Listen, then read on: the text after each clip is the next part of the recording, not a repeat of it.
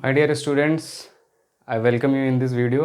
और आज हम लोग बात करने वाले हैं एक और न्यूमेरिकल के बारे में, और ये रिलेटेड है कॉन्वेक्स मिरर से, और इसी में हम लोग आपके कॉन्सेप्ट भी सीख लेंगे। ठीक है, तो ये न्यूमेरिकल नंबर 2 है। न्यूमेरिकल नंबर 1 जो था वो कॉनकेव मिरर के बारे में था, उसकी वीडियो आप देख सकते हो अच्छे से। तो न्यूमेरिकल करने से पहले मैं कॉन्सेप्ट डिस्कस करता हूँ, तो मैं कॉन्सेप्ट आपको बताता हूँ। तो सपोज़ करो ये इस क्वेश्चन में देखो कॉन्वेक्स मिरर है, तो कॉन्वेक्स मिरर पहले आप लिख लो या बना लो हमेशा अपने डायग्राम नोटबुक में। ठीक है, अब देखो आपको कॉन्सेप्ट याद है, ये सर्कल कहाँ कंप्लीट होगा, ये सर्कल कहीं यहाँ कंप्लीट होगा, याद आ रहा है? याद आ रहा है? तो फिर उसका सेंटर ऑफ कर्वेचर होगा, और बीच में मिड पॉइंट जो होगा पोल और सेंटर ऑफ कर्वेचर के, वो क्या होता है? फोकस होता है। ठीक है, अब देखो तो इंसिडेंट रे तो इधर ही से जा रही है, क्योंकि जो ऑब्जेक्ट है वो हमेशा in front of the mirror बनता है, क्योंकि रिफ्लेक्टिंग सरफेस ये है। तो मान लो ये ऑब्जेक्ट बैठा हुआ है। ठीक है, अब देखो जो इमेज बनती है वो हमेशा वर्चुअली इरेक्ट ही तो होती है इसमें कॉन्वेक्स मिरर में, यानी कि ये रिफ्लेक्ट होकर कहीं और चली जाती है और इमेज इधर ही कहीं बनती है। ठीक है, ये बात भी सही है। अब देखो इसमें कुछ बातें हमें जो समझनी है। इंसिडेंट रे का क्या डायरेक्शन है? इधर को, इधर को, और हम हमेशा हर डिस्टेंस पोल से चल के नापते हैं। तो बिटवीन पी एंड एफ जो डिस्टेंस होता है उसी को तो हम लोग फोकल लेंथ कहते हैं। तो जब नापने जाएंगे इस डिस्टेंस को तो ऐसे जाएंगे, क्योंकि पोल से चल के जाएंगे। तो दोनों की डायरेक्शन क्या है? सेम। तो साइन क्या होगी? पॉजिटिव। और जब डायरेक्शन अगेंस्ट होती है, मतलब एक दूसरे के ऑपोजिट होती है, तब हम साइन नेगेटिव लेते हैं। यही मैंने साइन कन्वेंशन में आपको बताया। तो ये देखो इंसिडेंट रे है। इंसिडेंट रे जिस साइड जा रही है वही डायरेक्शन में हम लोग डिस्टेंस भी नाप रहे हैं, तो दोनों सेम साइड यानी कि प्लस। तो फोकल लेंथ क्या होगा? पॉजिटिव होगा। आगे देखो इसी का डबल हो जाता है रेडियस ऑफ कर्वेचर। तो रेडियस ऑफ कर्वेचर क्या होता है? 2f, तो वो भी पॉजिटिव ही होगा। ठीक है, वो समझ गए हम। अब देखो ऑब्जेक्ट कहाँ पर रखा है, यहाँ पे देखो ऑब्जेक्ट तो ये रहा ना, ये रहा ऑब्जेक्ट, ये रहा ऑब्जेक्ट।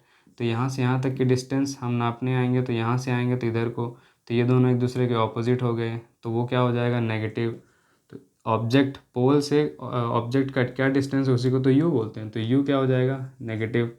अब देखो इमेज तो हमेशा पीछे ही बनती है इसकी, है ना चाहे कोई भी कंडीशन हो तो इन्फिनिटी वाला इमेज जो था वो एट फोकस बनता था, और बाकी यहाँ पे जो इमेज बनती थी इसकी, उसको बनाने के लिए हमने देखा था ना कि ये ऐसे ऐसे ऐसे ऐसे एक पहली रह जाती थी, और फिर एक ऐसे ऐसे ऐसे ऐसे ऐसे करके यहाँ से, तो यहाँ से ऐसे निकलती थी। तो ये ऐसे रे हमने भेजी थी, और ये ऐसे रिफ्लेक्ट हुई थी, और ये यहाँ से एक्सटेंड हो गई थी। राइट, रे डायग्राम वाली वीडियो में आप चेक कर सकते हो। तो ये दोनों कहाँ मिल रहे हैं? यहाँ मिलते हुए प्रतीत हो रहे हैं। तो ये हो गई इमेज की हाइट। तो इमेज हाइट ऑफ ऑब्जेक्ट देखो ये है, और ये हाइट ऑफ इमेज है। तो हमने कॉन्वेक्स में ये चीज़ देखा था कि जो हाइट ऑफ ऑब्जेक्ट है वो हमेशा बड़ा होता है हाइट ऑफ इमेज से, यानी कि जो भी इमेज बनेगी वो हमेशा छोटी ही बनेगी ऑब्जेक्ट की साइज से। ठीक है, तो ये सारे साइन कन्वेंशन थे रिगार्डिंग द। और इमेज देखो किधर बन रही है, अब देखो ये इमेज यहाँ बन रही है ना, तो अगर इसका डिस्टेंस नापने जाएंगे तो ये रहा, यहाँ पे इमेज बन रही है, और इसी को हम वी बोलते हैं। ठीक है, तो वी जो है वो हमेशा क्या होगा? पॉजिटिव होगा। तो ये चीज़ें हैं रिगार्डिंग द कॉन्वेक्स मिरर। अब देखो यहाँ हम लोग न्यूमेरिकल सॉल्व करते हैं। तो a convex mirror has a focal length of 18 centimetre. तो गिवन लिखिए, पहले गिवन लिखिए, आपको पूरे मार्क्स मिलेंगे। तो फोकल लेंथ कितना दिया है? 18 सेंटीमीटर, 18 सेंटीमीटर। अब जिस बच्चे ने ये भी लिख दिया ना उसके भी 1 नंबर पक्के हैं, क्योंकि ये एक कॉन्सेप्ट है। अगर टीचर ने ये बात देख ली तो आपको पूरे मार्क्स देगा। ठीक है, तो देखो यहाँ पे कुछ लोग माइनस कर देंगे क्योंकि उन्हें रटा रटाया रहेगा, लेकिन आप नहीं करने वाले हो, क्योंकि आपने समझा है कि देखो फोकल लेंथ तो कॉन्वेक्स मिरर में फोकल लेंथ तो पॉजिटिव ही होगी, तो आप पॉजिटिव लगाओ, सर खुश होकर पूरे मार्क्स देंगे।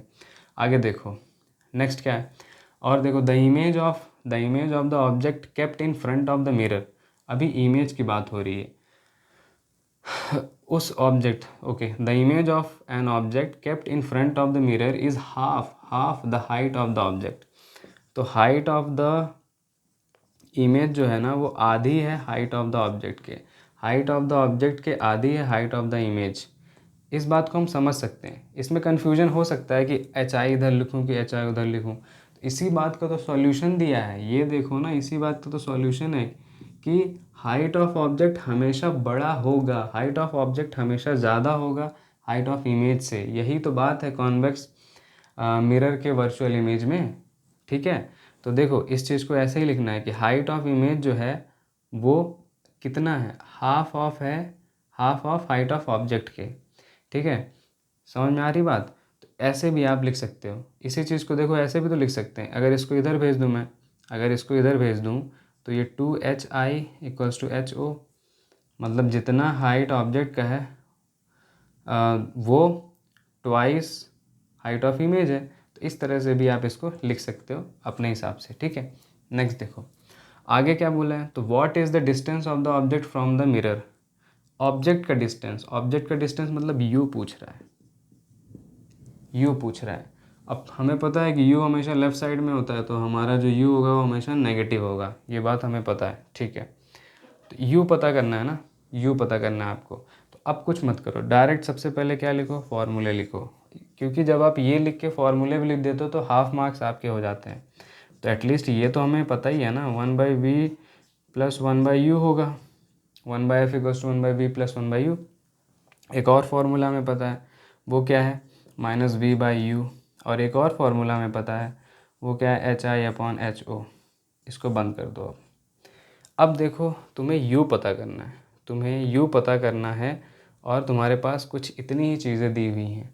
तो अब देखा जाए तो v की भी ज़रूरत पड़ेगी, तभी तो f को यूज़ कर पाएंगे। मेन हमारा क्वेश्चन यही है, लेकिन उसको पता करने से पहले मुझे और चीज़ों से गुजरना पड़ेगा, ठीक है। तो ये देखो v पता चलेगा तभी तो u पता चलेगा, और f ऑलरेडी पता है। तो इसको कैसे किया जा सकता है, तो अब इस पर ध्यान दो। ये जो गिवन था, ये जो गिवन था, यहाँ पे आ जाते हैं हम लोग। इसको अगर मैं यहाँ ले आऊँ, hi इक्वल्स टू 1/2 ho, और इसको मैं थोड़ा सा प्लेसमेंट करता हूँ इसकी। मान लो कि hi यहाँ है, इसको मैं नीचे ले आ रहा हूँ। और कैलकुलेशन की फ़र्स्ट वीडियो देखो, जब भी कोई चीज़ मल्टीप्लाई की चीज़ इक्वल्स टू के दूसरे साइड ले जाते हैं तो वो अपॉन डिवाइड में आता है, ठीक है। तो ये 1/2 हो गया। अब थोड़ा अच्छे से देखो, क्या ये फार्मूला ही नहीं है, hi/ho 1/2 दिया है, तो hi/ho तो m होता है। तो जो ये है वही ये है, तो मुझे अब क्या पता चल गया, m की वैल्यू पता चल गई, बधाई हो। तो m की वैल्यू आपको पता चल गई, तो m क्या है, 1/2। अब दूसरा फार्मूला देखो, ये वाला, इसमें देखो, इसमें क्या दिया है, m इक्वल्स टू -v/u। आपको पता क्या करना था, u, राइट, u पता करना था। तो अगर v की वैल्यू मैं यहाँ से निकाल दूँ, v की वैल्यू निकाल दूँ, तो मेरा काम हो जाएगा, क्योंकि v ही तो पता करना था मुझे, राइट। देखो तो अब यहाँ पे v की वैल्यू क्या आएगी, m कितना है, ये एक फार्मूला था, और m कितना है, 1/2 है, 1/2 है। चलो नेक्स्ट स्टेप में कर देते हैं। तो m कितना है, m कितना है, 1/2 है, इक्वल्स टू -v/u। m की जगह मैंने 1/2 रखा है बस इस फार्मूले पे। तो अब मुझे v की वैल्यू चाहिए थी, तो v को अकेला छोड़ दो, ये जो माइनस इधर है इसको इधर भेज दो, और u जो क्रॉस मल्टीप्लाई कर दो तो u/2 हो गया। तो नई v की वैल्यू क्या आई, -u/2। अब आ जाओ अपने पास, मुझे v भी पता चल गया, f भी मुझे पता है, और मुझे u पता करना है। तो अब आ जाइए अपने फार्मूले पे, और वो फार्मूला क्या है, जहाँ से भी नया स्टेप शुरू करते हो ऐसे एरो बना दिया करो, ताकि टीचर को भी समझ में आए। तो अब हम लोग यहाँ पे नया फार्मूला लगा रहे हैं, 1/f plus equals to 1/v plus 1/u। I hope you are getting each and every point. देखो अच्छे से देखो, तो f देखो, f कितना है, 1/18। जिसने इसको माइनस किया होगा वो तो पहले ही रेस से बाहर है। फिर v अभी अभी मैंने पता किया, ये देखो v, तो v की जगह क्या लिखना है मुझे, -u/2 प्लस u ही तो पता करना था, ठीक है। अब देखो जिसको भी नहीं आता ये कैलकुलेशन करना, हो कैलकुलेशन 2 और 1 को अच्छे से देख लो। देखो इसको जब सॉल्व करने जाएंगे तो माइनस आ जाएगा, और नीचे वाली चीज़ ऊपर हो जाती है, तो ये हो जाएगा 2/u प्लस 1/u, और ये आ गया 1/18। अब आप इसका एलसीएम लीजिए। जैसे आप इसका एलसीएम लोगे तो 1/18 तो ऐसे लिख दो, और साथ में क्या है, ये दोनों डिनोमिनेटर सेम है तो u, और -2 + 1 ये क्या आ जाएगा, -1/u। क्रॉस मल्टीप्लाई करो तो u इक्वल्स टू हो जाएगा -18। अब देखो ये माइनस ही शो कर रहा है कि हम लोग सही जा रहे हैं। देखो ना, u क्या है, माइनस नेगेटिव आना चाहिए, क्योंकि इंसिडेंट रे ऐसे है और ऑब्जेक्ट इधर को प्लेस करते हैं, पोल से डिस्टेंस को नापते हैं, तो u हमेशा क्या होगा, नेगेटिव, क्योंकि एक दूसरे के ऑपोजिट होते हैं तो नेगेटिव ही होगा। तो u जैसे ही नेगेटिव देखो समझ लो तुम्हारा आंसर सही जा रहा है। तो u कितना हो गया, 18 सेंटीमीटर, -18 सेंटीमीटर। समझ में आया? तो u कितना आ गया, -18 सेंटीमीटर। तो आंसर में लिखोगे कि जो ऑब्जेक्ट है वो कितनी दूर रखा है, 18 सेंटीमीटर। माइनस तो ये शो कर रहा है कि ये in front of the mirror रखा है, माइनस ये शो कर रहा है कि ये इंसिडेंट रे के ऑपोजिट में रखा हुआ है। समझ में आई बात? तो आपको u मिल गया, आपका आंसर मिल गया, और मुझे आंसर यही तो पता करना था, लेकिन इसका डायरेक्शन देखो कहाँ से कहाँ तक गया। हमेशा क्वेश्चन में वो चीज़ दिया होगा जिससे आप आंसर सॉल्व कर सकते हो।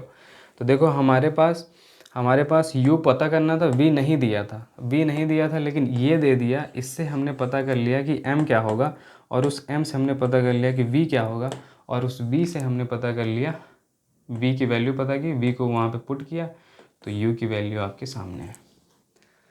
So this was the concept, और बहुत सिंपल है। एक बार और पढ़ना, फिर एक बार और पढ़ना, और आपको आ जाएगा। Thank you so much.